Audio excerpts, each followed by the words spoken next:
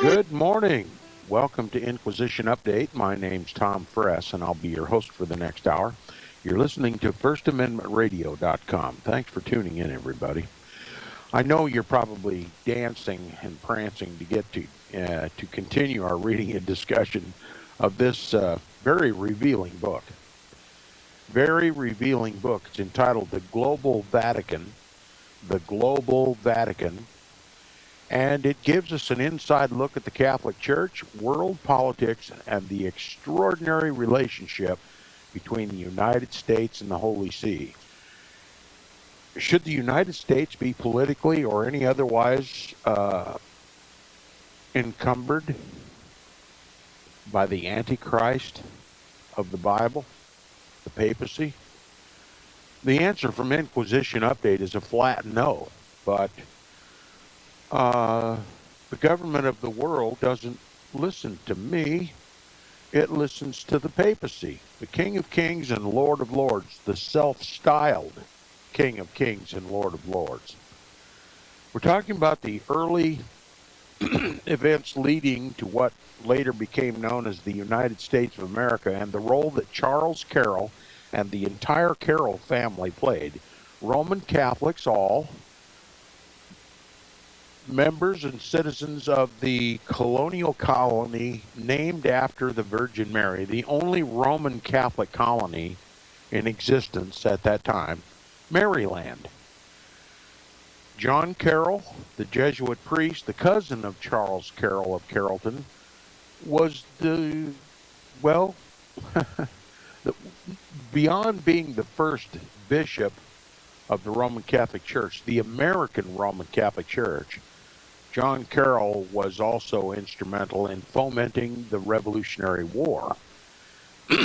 John Carroll, the consummate Jesuit priest, the consummate oath-spitting Jesuit priest. Oh, by the way, I hope my listeners took some time this weekend to read the extreme oath of the Jesuits, as I suggested on the program Friday, and you'll understand what motivated Charles and John and Daniel Carroll. They were all Jesuit trained.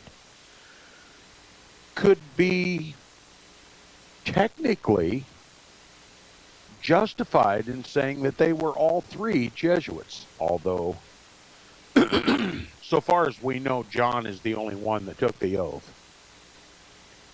But certainly Charles and Daniel were instrumental with John to help shape the founding of our country and to shape the founding of our federal government.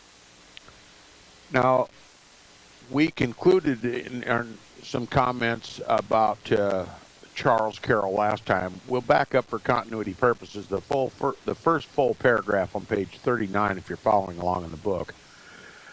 It says, Charles Carroll was still robust 6 years later in 1831 when the French traveler Alexis de Tocqueville visited him. De Tocqueville was delighted to meet this living, breathing relic of American history and found Charles Carroll to be a man of intelligence and culture. His feelings for Carroll might well have influenced the long passage de Tocqueville later included in his classic Democracy in America, in which he described American Catholics as, quote, fervent and zealous in the belief of their doctrines, unquote, and yet, quote, the most Republican and most democratic class in the United States, unquote.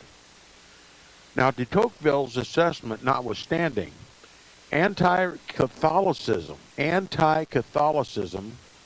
was already sweeping through the country by the time Charles Carroll died at 95 on November 14th, 1832. Catholic immigrants started arriving in large numbers from Ireland and Germany. Now, why were there so many Catholics coming? Because there was an unholy alliance between the papacy, the Jesuits, and the monarchical families, the monarchs of Europe, who had been basically unseated by both the Protestant Reformation and the French Revolution.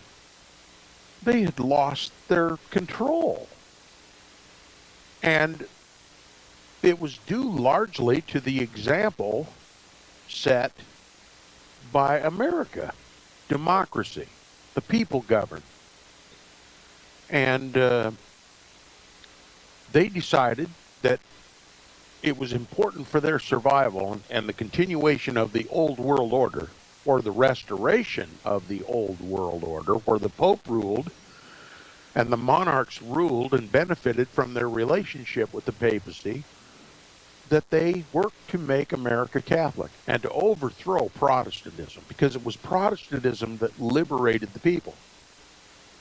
So they set about a plan, a multifaceted plan, to Catholicize the United States of America. And immigration was one of their great hopes. that every Irishman or every German who was Roman Catholic, no matter his position in life, whether he be a criminal or a baker or a banker, they could come to this country and have an equal vote with Protestants. So it was necessary for the Roman Catholic Church and the monarchies to, well, support the immigration of Roman Catholics. Because in America, they had equal voice with Protestants. Now, it became recognized in the United States that Catholics were flooding into the country, and suspicions naturally rose. You know, the greatest of all evils to be feared, Roman Catholicism, popery. Every Roman Catholic to a Protestant representative of the Pope, and an overthrow of our democratic government and a return to monarchism, popery. So there was much said and written and preached from the Protestant pulpits of this country.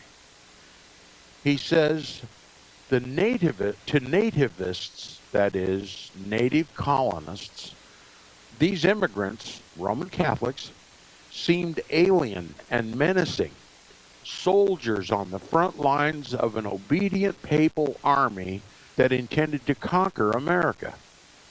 Such sentiments were fanned by groups like the American Tract Society, founded in 1825, which published anti-Catholic pamphlets. Several popular and scurrilous books published in the 1830s, including 6 Months in a Convent and Awful Disclosures of the Hotel Dieu Nunnery in Montreal, all fueled to the fire, okay? Added fuel to the fire. Now, I haven't read either one of those books here on Inquisition Update, but the gist is that these nunneries and convents of the Roman Catholic Church were nothing but brothels for the popes and the priests, and money raisers, laundries, and one thing and another. So they were houses of corruption, and they became corrupt because, number one, they serve a corrupt system to start with. Celibate priests mixing with nuns, cloistered nuns, where cops and police are not allowed to enter because they're asylums for the papacy. They're sacrosanct. The threshold of a nunnery cannot be breached by the civil power without the Pope's permission. Okay, so you can think of each one as an embassy, closed walls. What goes on inside is not known to the outside world. And we have many legitimate, now this author calls these illegitimate works, but there are many, many legitimate exposés of what goes on in these nunneries written by Roman Catholics themselves. So the assertions made in these books, while they may or may not be fictitious, were certainly representative of the overwhelming evidence coming out of the nunneries and the monasteries of the Roman Catholic Church. So the author can argue all he wants, but the truth is, well, irrefutable. Now, more damaging than the pamphlets and books were the preachers who spewed anti-Catholic rhetoric. Perhaps the most famous and egregious of these was Lyman Beecher. Lyman Beecher, a fiery New England Calvinist who moved his family to Cincinnati, Ohio in 1832, the same year Charles Carroll passed away in Maryland. Beecher was already well known by the time he moved west.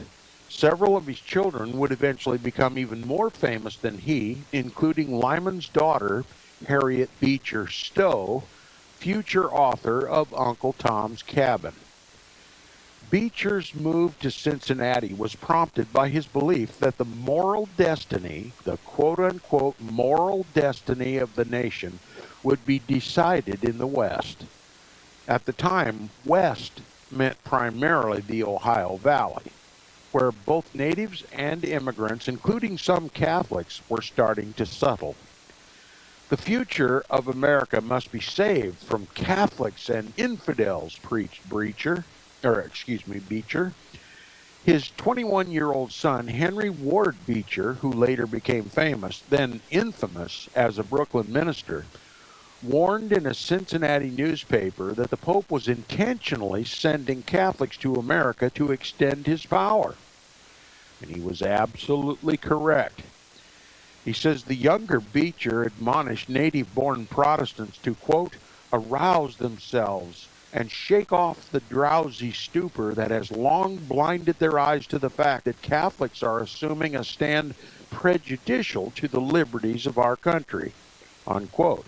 How are Catholics naturally prejudicial against the liberties of our country? Because they serve first and foremost the papacy. And in popery, the people have no liberty. They must believe and do as the church says. The Pope is King of Kings and Lord of Lords over their lives.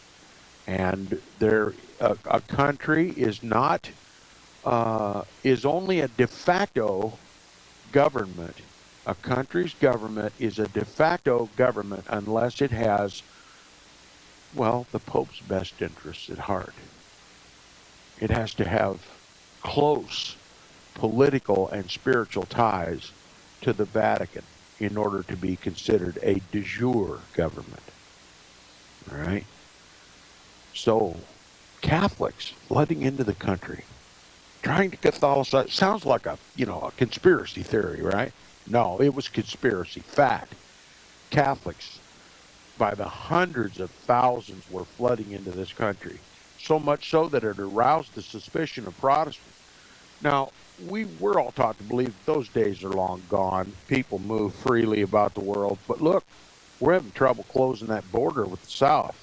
Okay? Texas, Arizona, California, New Mexico, all of them. They're complaining. People flooding into the country. They're illegal. In a time of war, it would be called an invasion. But see, we're conditioned by the mainstream media to just call it illegal immigration. Okay, if the Ruskies ever come, I wonder if they'll call that an illegal immigration. See, American people are led around by their noses. Whatever terms they use on the mainstream media, we use it. Okay, and it conditions our brains.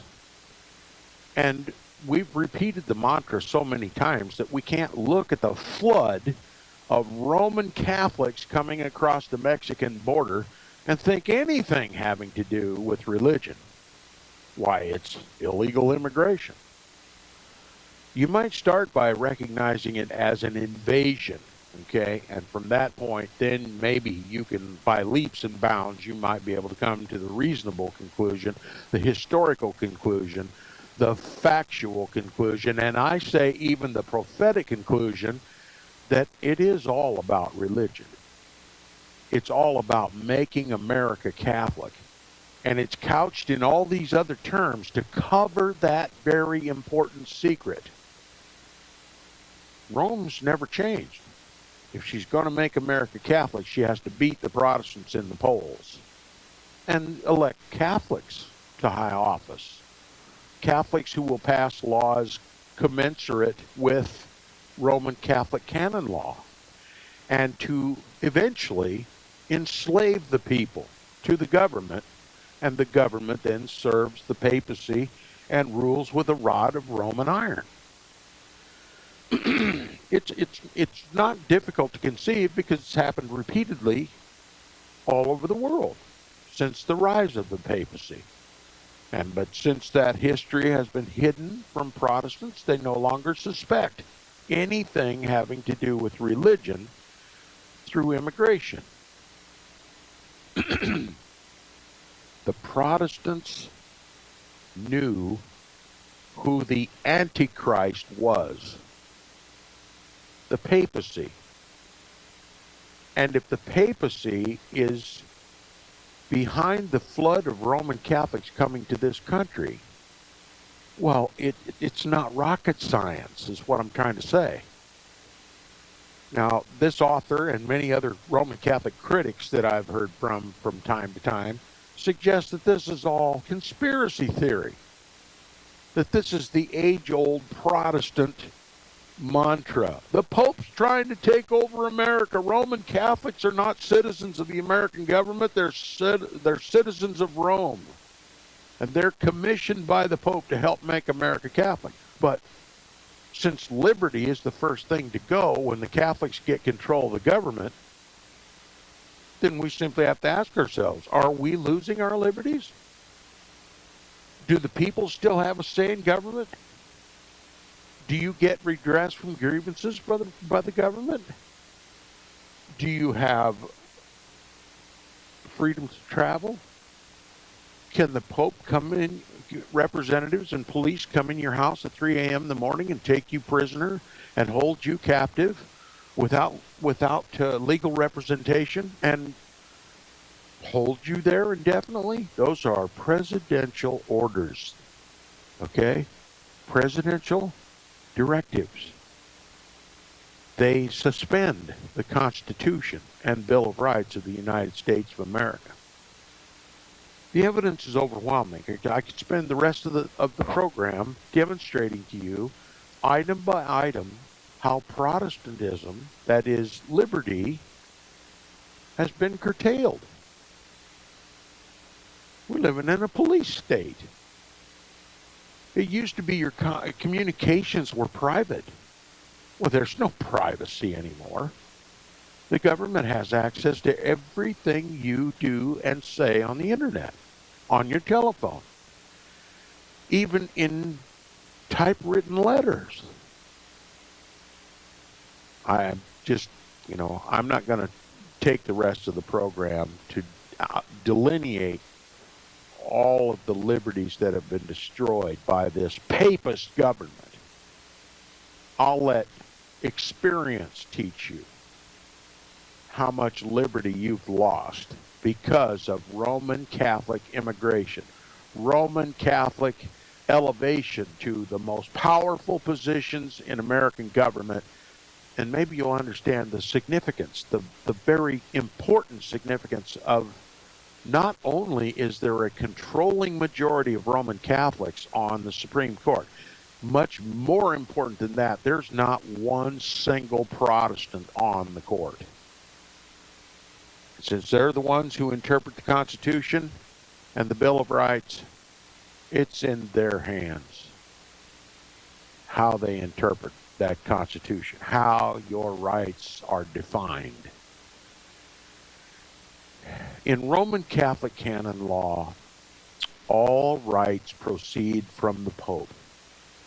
and he may give rights, and he may take them away. Remember when the Pope crowned Charlemagne? It was strategic. Charlemagne hoped to gain a whole lot of respect and power and prestige by having the Pope place the crown upon his head, but he never bargained that since the Pope put it on his head, he might be able to take it away. That's Roman Catholic canon law. Whatever you take from the Pope, he can take it away. Just like whatever you take from the government. Benefits, licenses, the government can take them away. See? The beast and the woman that rides it. The Roman Catholic Church and the government. All right. Chapter 4 of the book is entitled Pio Nono and the Turning Point. Pio Nono is Latin for Pius IX. Pope Pius IX. It begins with a quote from E.E.Y. Hales. It says, if with Shakespeare we were to choose for our title the suffering tragic hero, then the middle of the century would be called the age of Pio Nono. Okay, one of the most powerful popes in history, one of the Jesuit popes. This one was Jesuit trained. So this is going to be an interesting chapter in the book. The man known to the world as Pio Nono arrived in Rome in the late spring of 1846 on a current of optimism. Optimism because when you're at the bottom, you've got no place to look but up, right? The papacy was literally, handcuffed and disgraced because of the Protestant Reformation and the French Revolution. Now, he says, since the death of Pope Pius VII in 1823, the papacy had been filled by popes who ruled the church and its terrestrial domains, with iron-fisted orthodoxy. Kind of reminds you of a prophecy in Daniel about the 2 iron legs.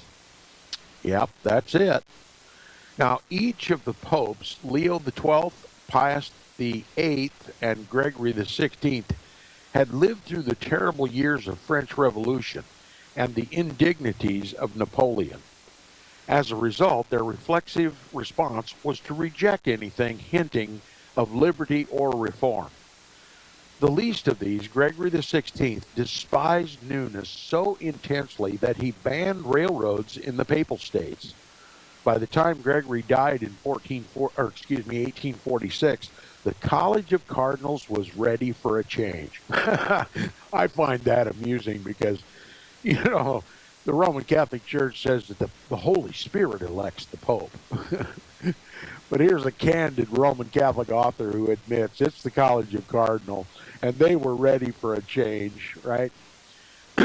Now, the conclave chose Gregory's successor after just 2 days of deliberation. You talk about the fast track to Antichrist, that's it. 2 days to decide who was going to be the next Antichrist. He says the new pope's given name was Giovanni Battista Ferretti. Okay, Giovanni Ferretti. For his papal appellation, he took the name Pope Pius IX in honor of Pope Pius VII, the Pope held captive by Napoleon. In Italian, Pius IX translates as Pio Nono. The Italian version resonated so well that the rest of the world soon adopted it. Pope Pius IX was neither as brilliant nor as erudite as some of his predecessors, but he was widely admired for his industry, charity, good humor, and most notably his moderately liberal views. He was also, at 54, a relative youngster among popes when he assumed the throne of St. Peter. An infant during the height of the French Revolution, he had not been seared by the fires of Paris. He seemed a just man, to move the church beyond the difficulties of the past and find an accommodation with the fast-changing political and economic landscape of the mid-19th century Europe. So a transition pope, we'll hear more about Pio Nono, as he was known, right after these messages. You're listening to Inquisition Update on First Amendment. Welcome back from the break. You're listening to the second half hour of Inquisition Update. If you would like to contact me, please do so by email. My email address is tom@seawaves.us. And if you'd like to hear Inquisition Update continue on First Amendment Radio, please support First Amendment Radio, who sponsors the program. Back to Pope Pio Nino, as he was sometimes called in the United States. Pio Nono for those Roman Catholics, Italians, and others. I call him Antichrist, and he'll answer to all three. It says the first months of Pius IX's reign were exuberant and hopeful. In contrast to the reserved and severe, and I would add the word conservative, pontiffs of recent years, Pius was a natural bon vivant who hosted garden parties, loved to laugh, enjoyed an occasional pinch of snuff, and conversing with women. His humanity only added to his esteem among Italians. He was a pope, yes, but he was also a man of the world, a man of the people. I would call him the man of sin, the man of sin, the son of perdition, the one who deceiveth the whole world. The papacy is nothing but what the people grant him. He has no authority whatsoever from God. His power comes from Satan. He is on this earth to tempt and to try God's people. Will you pass the test? Or will you allow his mark to be upon you? That's the question. Pope Pius IX immediately undertook a number of reforms to modernize the papacy. Mainly, these reforms pertain to the governance of the papal states. The papal states were the terrestrial patrimony, the patrimony of Peter, it's called, held by popes since the domain of Pepin in the 8th century. This is what the papal states were created to help support financially the Roman Catholic Church and the papacy. And it made the Pope a king, a governor. And of course, the papacy has been in the process of extending his kingly domains to global status. Okay, he'd conquered Europe prior to the Protestant Reformation and the French Revolution, and seemed for a moment to be dead, but has been reborn and is now alive and establishing a global government. That's the New World Order. Now, he says by the mid-19th century, they included about 16,000 square miles of land, a sizable portion of central Italy, covering Romagna, Marche, Umbria, and Lazio. The city of Rome, too, remained under the rule of the papacy, as it had been, with occasional interruptions, for centuries. These combined territories made the Pope a temporal sovereign, as well as a spiritual leader, king and priest. This duality was the problem with the papal states. Listen to this. Popes had tended not to be very good temporal rulers. Popes had tended not to be very good temporal rulers. Poor administration and draconian, that is Roman Catholic canon laws, combined to produce resentment and poverty in the papal states. And we're going to allow this jerk to rule the whole world. You know, Here this author is admitting the popes were bad temporal rulers. They had draconian laws, poor administration, and poverty was the identifying characteristic of the papal states. But our Roman Catholic politicians in Washington are helping to elevate him to global status. And the United States doesn't see anything wrong with that, because there's no protest anymore. Nobody seems to know who the Antichrist is anymore. Believing in a fiction, a Jesuit fiction, a future Antichrist that hasn't set foot on terra firma yet. That's a product of Jesuit casuistry and sophistry and downright lies, twisting the scriptures to deceive God's people. We bit the bait. Now it's time for us to get back on the Protestant wagon and destroy this idea of a future Antichrist in a future 7-year period of time, when the Bible was speaking about Jesus Christ and his 7-year ministry on this earth. That's basic ground. Look, if you believe in a future Antichrist, as the Jesuits have taught us, about Daniel chapter 9, verse 27, 26, and 27,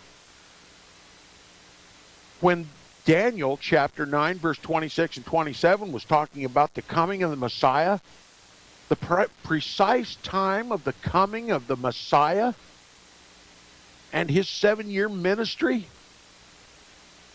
if you believe that is incorrect and is speaking about a future Antichrist and 7 years of great tribulation, you've just plain rejected Jesus as the Messiah. Indirectly, but that's the ultimate aim of that false teaching. That's the ultimate aim of futurism. To deny that Jesus was the fulfillment of it. And to present to the world a false Christ. That's the whole purpose of futurism.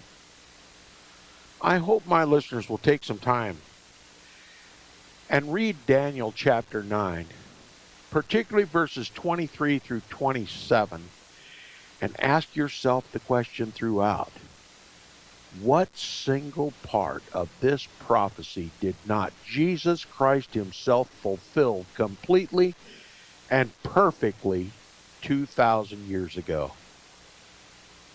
And then ask yourself, what is the motive of twisting that simple prophecy into some future gobbledygook that has been gobbled up by all the grotesquely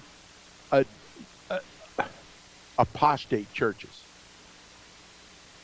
And then stop to realize that that belief, as prolific and uniformly taught in the churches today is, that opened the door for ecumenical reunion with the Roman Catholic Church. They call it interreligious dialogue. It goes by all kinds of different words, different descriptions.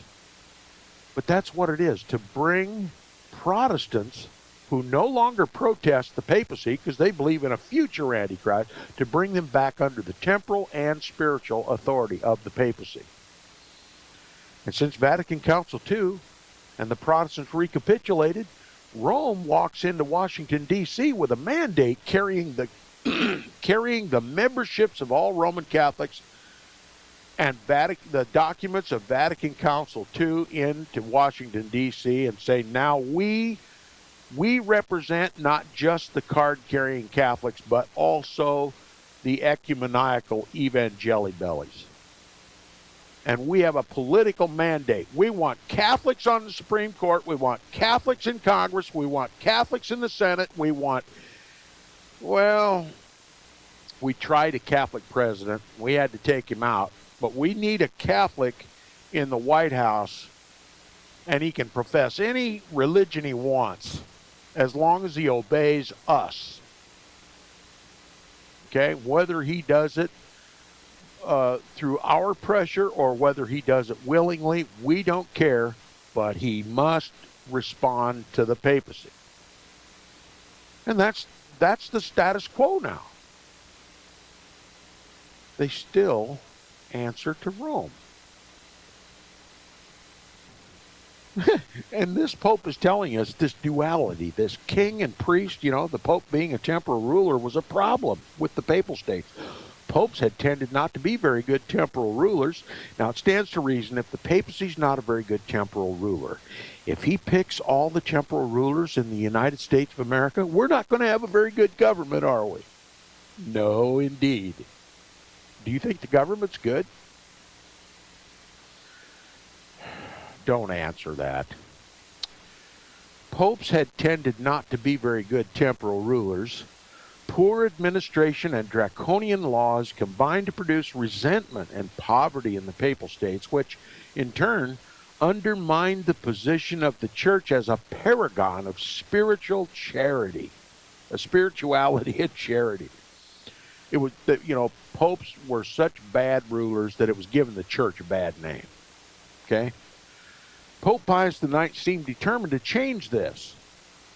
Okay? He introduced a constitutional framework that allowed lay people greater representation in local politics. Politics is always the name of the game for the popes.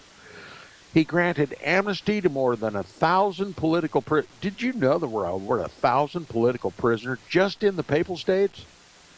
There was rebellion in the papal states against the government by the Pope. They weren't good rulers at all. He says he relaxed restrictions on the press and ended some obnoxious burdens imposed on Roman Jews and by previous popes, such as exclusion to walled ghettos. There's the liberty that the Roman Catholic Church loves to talk about. They relegated Jews to walled ghettos and required attendance at weekly, quote-unquote, Christian sermons when they were Roman Catholic sermons, never to be confused with Christian sermons, not ever confused with Christian sermons. Okay? Jews had a choice. You either get baptized in the Roman Catholic Church or you go to the ghetto. So much liberty, see? The Roman Catholic Church has a doctrine that since the Jews killed Christ, they're Christ killers. And they've been replaced in the world. God has replaced them. With whom? Why, the Pope, of course, and the Roman Catholic Church. So the papacy has taken a historical position of persecution, torment, torture, forced, coerced conversion to the Roman Catholic Church, or else. That has always been the position of the Roman Catholic Church. It's still the position of the Roman Catholic Church. And you can think of the modern nation state of Israel as a giant ghetto for the Jews. That's why there's no peace in Israel. That's why there'll not be any peace in Israel until the Prince of Peace comes. Okay? There's not going to be any peace for the Jews. There was never intended to be peace for the Jews. Israel was created by the Vatican. Israel was occupied by Jews because of Roman Catholic persecution in Europe. The very persecution this author admits. That's why they live in Israel. It's intolerable to live anywhere else. And the Pope has a plan. The papacy has a plan commensurate with its replacement theology. It's either going to forcibly convert those Jews to Roman Catholicism through its government, or they're going to be annihilated, and they can go either direction. All this talk about peace in Israel is the biggest pipe dream. It's the biggest lie, and people buy it like you wouldn't believe. Look, I got a question to ask you. I grew up in the Protestant churches in this country, Baptist church mostly. Pentecostal churches when I was younger, a Baptist church when I was older. They all love Israel. They all love the Jews. They all want to see them get saved, and they're all wanting to support Israel. What do they want the Israelites to do? Well, they want them to build a temple. When Jesus said God no longer dwells in temples made with hands, they want them to begin animal sacrifices again when the blood of lambs and goats never washed away sin. Do you see the abject apostasy of the Christian churches in this country? I love the Jews, absolutely, genuinely love the Jews. If it weren't for the Jews, God picking the Israelitish people, they're the ones who brought us the oracles of God. This Bible that we have, we cherish, we read, we study, we depend upon its author. It was brought to us by the Jews. We want to provoke them to jealousy for our God. But they're never going to be given our God in Israel. Not unless God himself reveals himself to them and exposes the deception that the world has placed upon the Jews. Salvation is of the Lord. And to the degree that Protestants, Bible believers in this country, have been apostatized by futurism, have been ecumenized by the ecumenical movement, I see little hope. I see little hope for God to be able to use Protestants effectively. And I believe there may come a time when God will abandon the ecumenical evangelibellies and reveal himself once again to his people. And their eyes will be open. But for the most part, the Jews in Israel are destined to accept an earthly king, one counterfeiting Christ. And that is my fear. And none of it would have been possible without futurism and Vatican Council II, and the uniting of all the so-called Christian religions together in support of this modern nation state of Israel. Anyway, I could continue with that, but I won't. He granted amnesty to more than 1,000 political prisoners. He relaxed restrictions on the press and ended some obnoxious burdens. Did you know the popes always controlled the press before? Yeah. Under Roman Catholic canon law, you may not think, do, or say, or communicate by writing anything contrary to the Pope. Now, to put that into practice, he had to have control of the press. And he did have control of the press. That's why it was illegal to print the Bible in the common language of the people so that they could read it and understand it for themselves. The papacy has always had control of the press. To say that the papacy is not control of the press today is to ignore all of history. You love freedom of the press? The papacy hates the freedom of the press. Oh, it loves the freedom of the press so long as the press is free to print propaganda. Papal propaganda. But if the press ever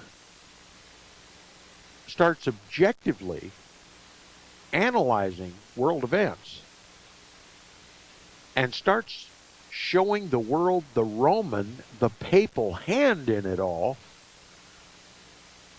then the Pope is going to be toast. That's why it is essential for the papacy to have control of the press through cooperative third parties. The Knights of Malta. High-ranking press officials are Knights of Malta. They swear their oath, which is very similar to the extreme oath of the Jesuits that hopefully you read this weekend. And they feed you the information you get. It's all groomed. And if on occasion a rare event takes place and is reported in the press that sheds negative light, it's immediately squelched, and then new facts come forward to gloss over the whole thing. The active manipulation of the press. The press is just another name for propaganda, papal propaganda. I don't watch television. I don't listen to the news. I get my information from God's people. Okay? Okay, he relaxed restrictions on the press and ended some obnoxious burdens imposed on Roman Jews by previous popes, such as exclusion to walled ghettos and required attendance at weekly Christian sermons. He brought gas lighting to the streets of Rome, welcomed modern ideas in education and agriculture, and allowed construction of railroads Pope Gregory VI had so despised.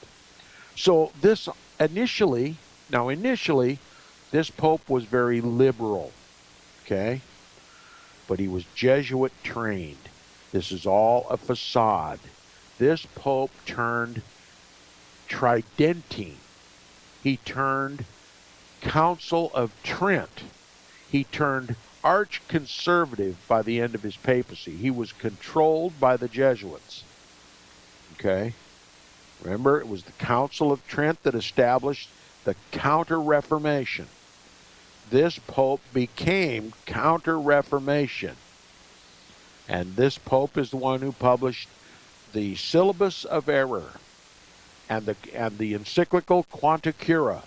And in between those two were damned all the tenets of Protestantism.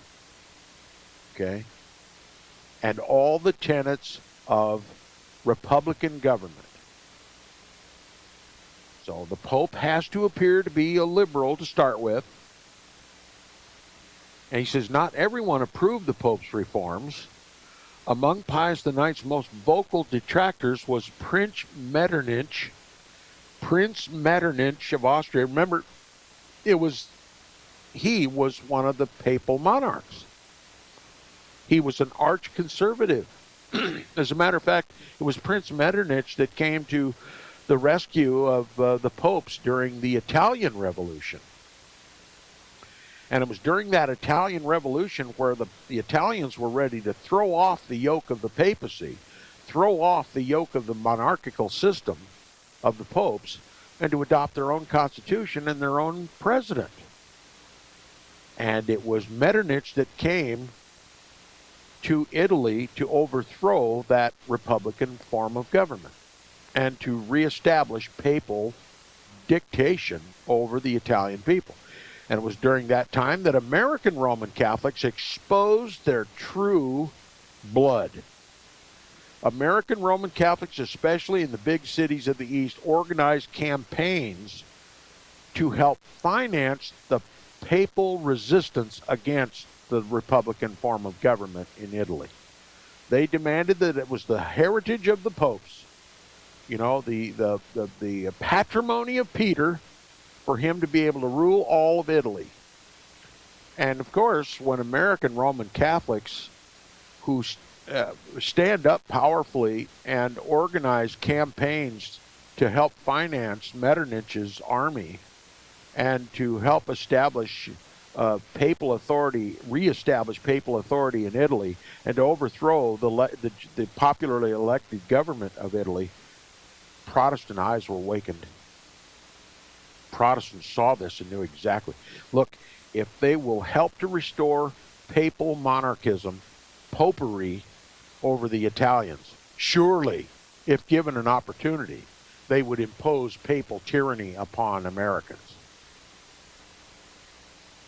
And so they outed themselves, ignorantly outed themselves to American Protestants.